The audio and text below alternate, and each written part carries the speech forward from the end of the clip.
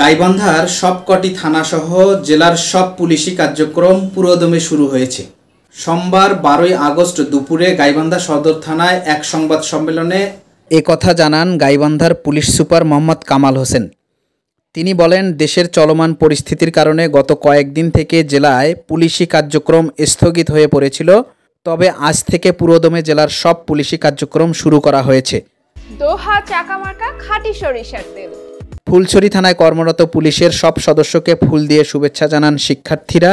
এছাড়া voice of গাইবান্ধার সাথে মুঠোফোনে কথা হয় গাইবান্ধা সদর থানার অফিসার ইনচার্জ মাসুদ রানা সহ সুন্দরগঞ্জ, সাদুল্লাপুর, সাঘাটা, গোবিন্দগঞ্জ থানার ভারপ্রাপ্ত কর্মকর্তা এবং পলাশবাড়ী থানার ওসি তদন্তের সাথে।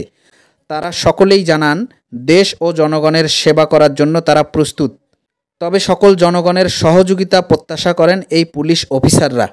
Shahjahan Siraj, voice of Gaibandha.